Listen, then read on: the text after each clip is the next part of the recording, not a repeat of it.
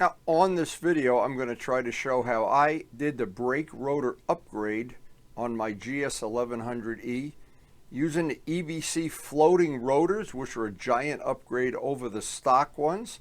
I have had stock rotors that warped up.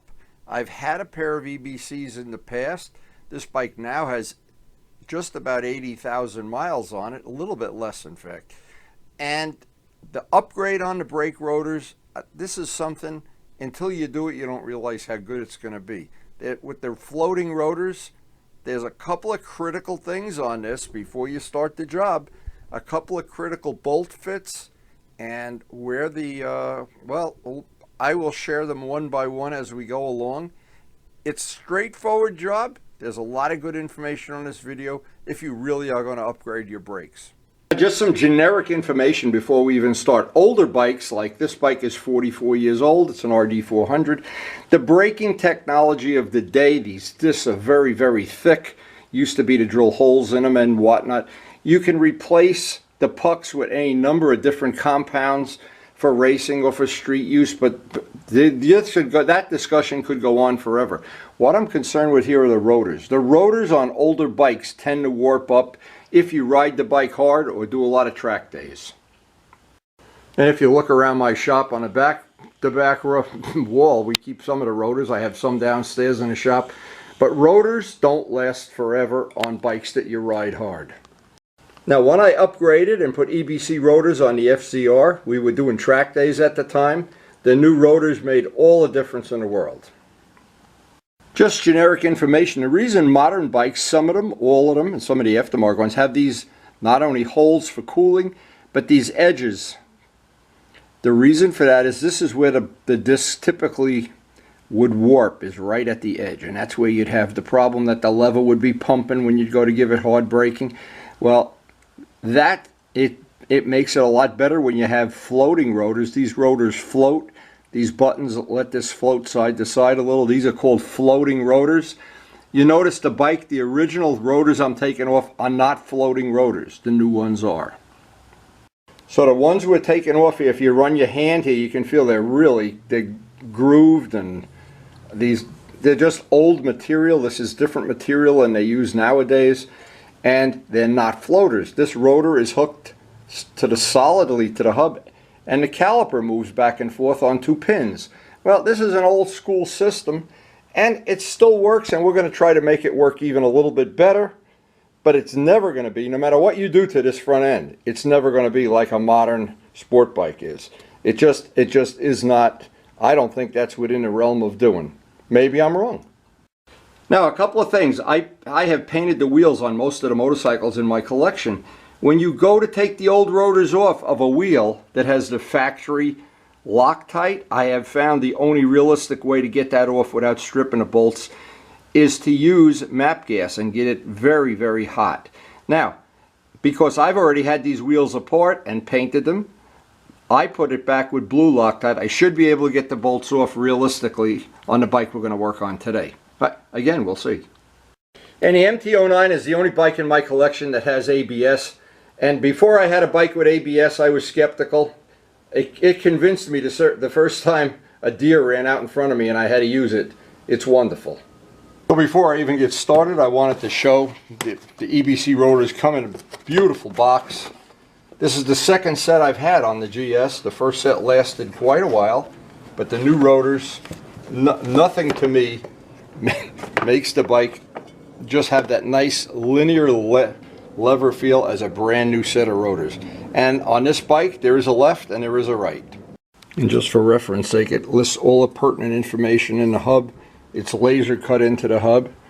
These are really, really nicely made, and they're made in England. And Pokey, thank you very much. This is the second set he's gotten from me. He's an EBC dealer. Now, I'm very old school about working on motorcycles, so the first thing I always want to do is make sure I have a right side and a left side. I don't have two the same. Otherwise, the holes in the rotors are going to look like, I don't know, like one isn't going to match the other to make it simple. Anyway, we do have the right rotors. So the first thing we always have to do in the shop, I'm working in a very confined area, is move the bike we're going to work on under the come-along, the electric come-along from Harbor Freight, and get it on the center stand and jacked up that we can remove the front wheel.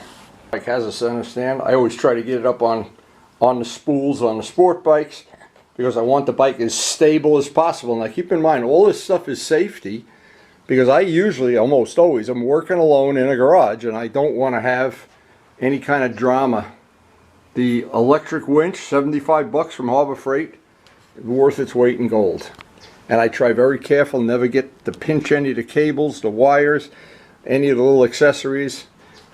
Each bike is a little bit different, but I don't want to make it any more complicated than it is, so I just wrap it around the handlebar as close as I can to where it bolts in. It seems to work pretty good.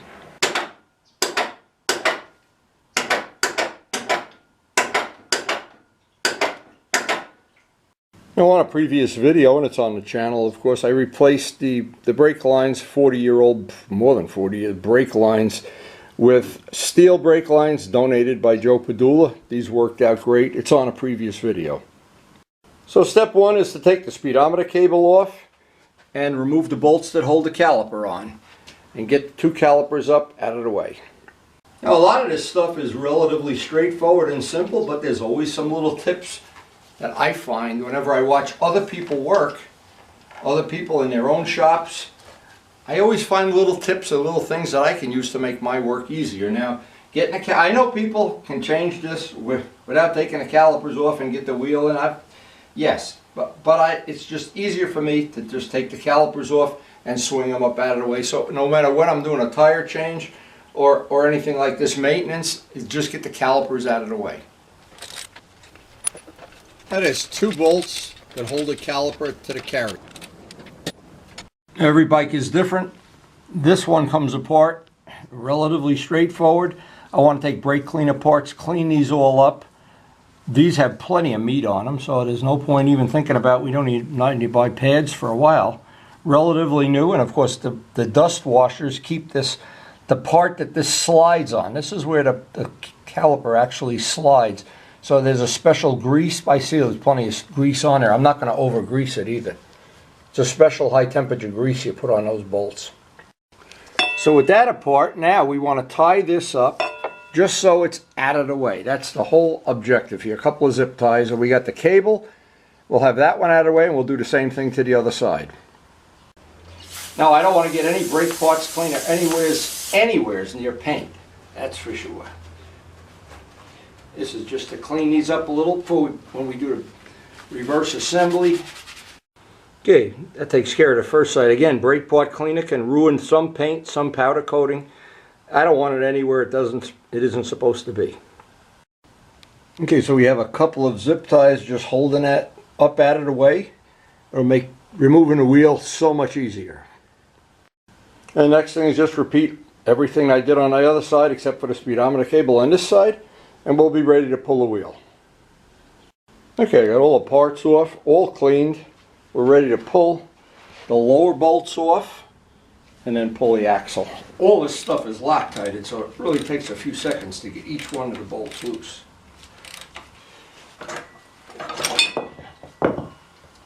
And out comes the speedometer drive, the spacers, and we got a spacer on the other side. I always put the spacers on the side they go on, even though they are different. Now, I almost forgot, on this bike you have to remove the carriers too, the caliper carriers. No big deal, these come right off. And when you don't want to work on a bike in a while, you forget these have to come off too. And a follow-up on that is I always try to keep the parts from one side of the bike on one side and put another towel down on the other side. And I think there's a case to be made. If you were going to put these pucks back in and use the same rotors, you'd want to use the same pucks in the same side and everything. But in this case, all bets are off. So if my memory serves me right, you really only have to take one off, and in which case that'll save us just a little bit of time. Okay, wheel is off, ready to clean it up. Now before I do anything, I always like to start with clean stuff. It's just me. I don't want to be getting fingerprints on everything, and it's hard enough when things are clean to get everything to look nice. Okay, we're finally ready to remove the discs, and since I put those bolts in with blue Loctite, I'm hoping they're going to come out without an adventure, but you never really know these things. So, but the first thing is to have a coffee break. That'll get us started. It's getting hot out here. These mornings start off chilly, but boy, it doesn't take long and it gets hot. Anyway, we're ready to pull the discs right after I have some coffee. Now, this is the key to getting a job done right. Extra coffee. This day went from being really chilly to right now it is really getting hot and humid out there. You never know. You never can predict the weather here. Now, it looks like, in any indication, the first bolt with the blue Loctite is coming out. So, it may be our lucky day. And this just takes time. These bolts, when they're Loctited like this, you got to have the wrench on them right to the very end. I like to use blue Loctite because most of the times I know at some future time I'm going to want to work on something again. The factory almost always uses red Loctite.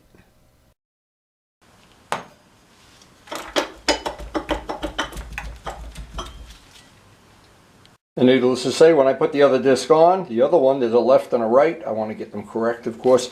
And it orients the way the slots or the holes are. And I think it's probably just for cosmetic reasons. There's a left and a right. Not sure. There's really a good chance to get down into all these little nooks and crannies that I have to use a stick to get to. Otherwise, may as well just clean this up a little bit. And I always like to work with clean stuff. I hate working with something you're all greasy and dirty, and clean stuff makes it a lot more fun to work on. Alright, I'm making sure that I have the left side on the left side. That's always good to do that. And that the cover for the speedometer gear goes on this side. I do believe. Yes, it does. That goes on that side. That goes on that side. I want to Loctite all the bolts.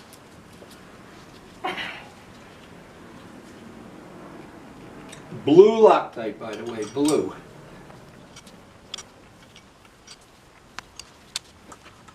Now when I'm tightening these down, I'm going to try to get them all kind of equal and then torque them like you torque the head of a motorcycle or the head of a car in a star pattern. So the first thing is to get them all hand tight.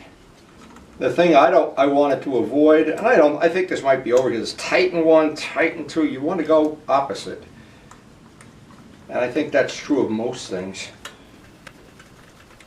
Now, it's really just common sense when you think about it to go in a star pattern or go back and forth, side to side, not to tighten one bolt all the way. And you just put tension on it for no reason at all. And in this case, when we're Loctiting everything together with blue Loctite, I'm hoping once it's torqued down, it's going to stay that way for a very, very long time. Now this is pretty funny. I have the Harbor Freight torque wrench and I have the Craftsman one, and they're pretty similar. They're actually real similar, in fact. So torquing these down, again, a star pattern is the way to go here. And these bolts are bolts that it pays to do accurately with a torque wrench. Now anytime I'm working on two sides of something or two similar things, I always notice the second one always seems to go just a little bit smoother and a little bit faster. Alright, both discs are on, they're torqued down, ready to put the front wheel back.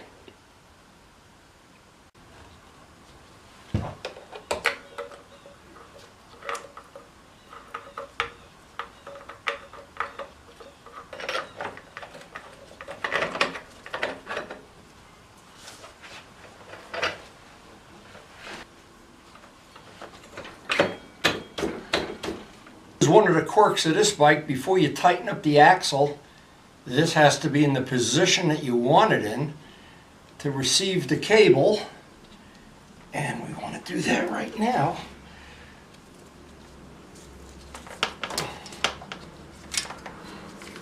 Because if this is in the wrong position, or if you lock this up, this will just spin around, you'll destroy either the cable or something. It's really important that you can spin the wheel and this doesn't turn.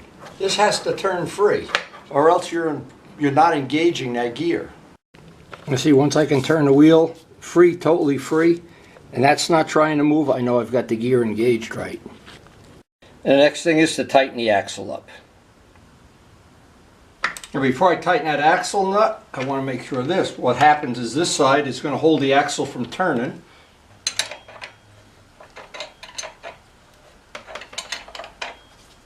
So what I had to do, I had to take this all apart again. This piece here is an interference for the speedometer drive because this piece on an EBC disc is just a little bit thicker.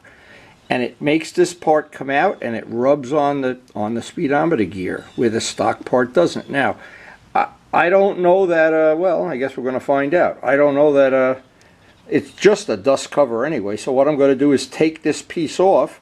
And by the way, for some reason, I do remember having to do this when I put the first EBC discs on, and I just forgot. But anyway, that piece has to come off.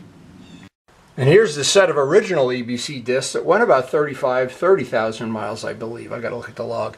But now that I've gone through this, I do remember it.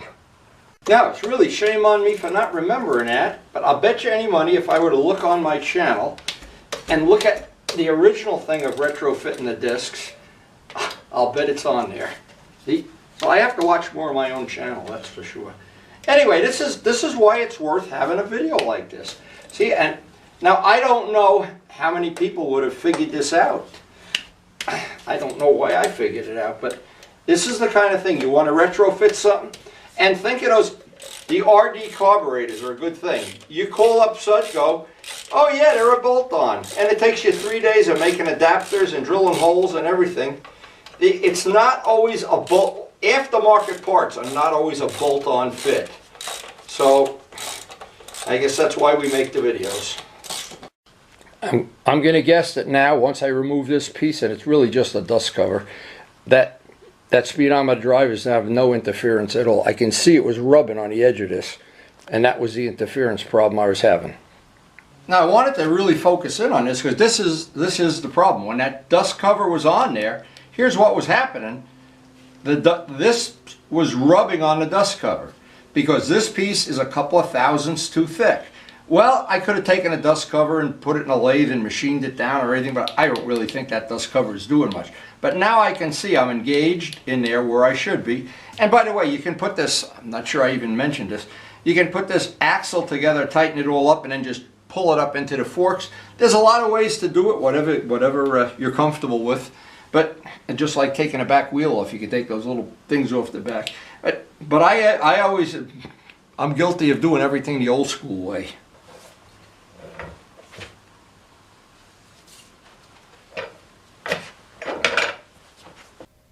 No matter how you put the front wheel on, it's nice to have a helper. The only problem is I never have a helper. I got to do all this stuff alone. So now it's just a question of hooking up the speedometer cable, making sure we have that all free and clear, and we are pretty much good to go.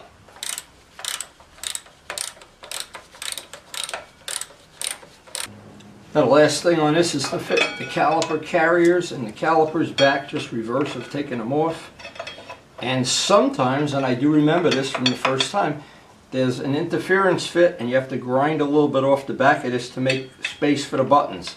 I don't know if that's going to happen until I get this installed and get the caliper on and see if there's an interference. And if there is, I've got to grind away some material to make room for the buttons. Now let's just see. No, this one's okay. You don't know if the other one's going to be okay though. So we'll do one at a time. To show this side has no interference from the buttons. There's nothing there, so that's one thing good. Now we got one side buttoned up here, I think, and we got to check for some interference on the other side, and we'll figure that out right away. Okay. Don't forget, these discs have buttons on them. The original ones don't. Step it away. I make sure I have no interference. Everything's good. That should be one side done. So I did have to take a little bit of material off, just a little bit. It was just touching the buttons, and I just was not happy with that. I know probably I could have gotten away with it, but just run a little grinder on that. That'll give us some clearance. I don't want to have any interference on this at all. Now I'm not sure you can see how tight the clearance is around those buttons, but one of the things that was happening is the lower bolt was interfering with it, And what I did on the other side, that side, by the way, worked out fine.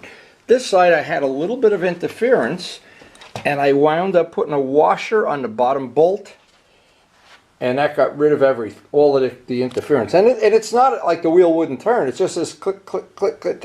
And I didn't want to have the buttons all scuffed up. And I don't know why I remember that I did have some issues like that the first time I did this.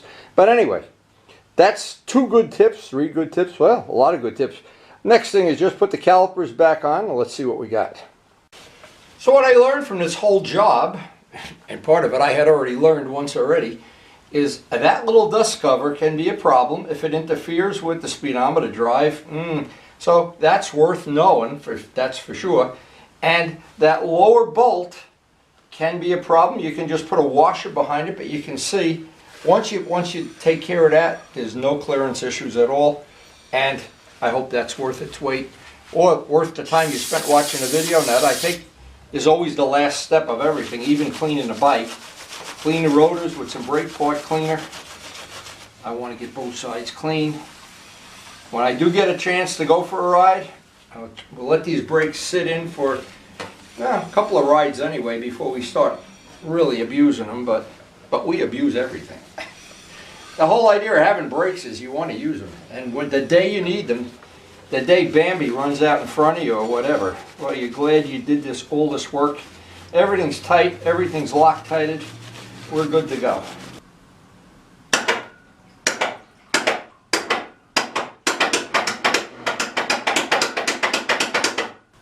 So before I end the video, I just hope some of these little tips and tricks and things that I try to make the videos real, try to include the things that I forget along the way, and today was just a good example of that. So anyway, but knowing that little speedometer thing might be an interference, if you're going to do EBC brakes, that might be it might be that way on other bikes too. I don't know. That somebody miscalculated that dimension out by a few thousandths, but I do know EBC stuff is really good quality. Usually it's a snap-on fit. In my case, it was just that lower bolt that was a little bit too long, and it only takes a couple of thousandths and something is an interference and it makes you crazy. Now we got that all straightened out. We should be ready for a test ride in the next few days. So before I end the video, I want to thank Joe Padula again for the steel brake lines. So we now have steel brake lines, brand new rotors, plenty of meat on the pucks, and it'll be a real next couple of rides. Get the brakes to seat in, usually a couple 100 miles, and then they're really ready to go, and we'll be ready to go. Now, keeping a 43-year-old bike alive is one of my passions, this bike in particular, because I've had it since new, and a lot of my friends really do love these old GS's. Now, if you're new to our channel, we have a very, very eclectic channel. One of the new features we have now is some of the videos are grouped into groups that you can access all the videos for one category in one mouse click, and it should be very convenient and very handy. Just check out the feature on the main screen playlist. And thanks to everybody for supporting the channel. We appreciate your support, and it makes this channel possible with all the things we do, the painting, the wheels, the polishing. And please take a second or two and hit the like button.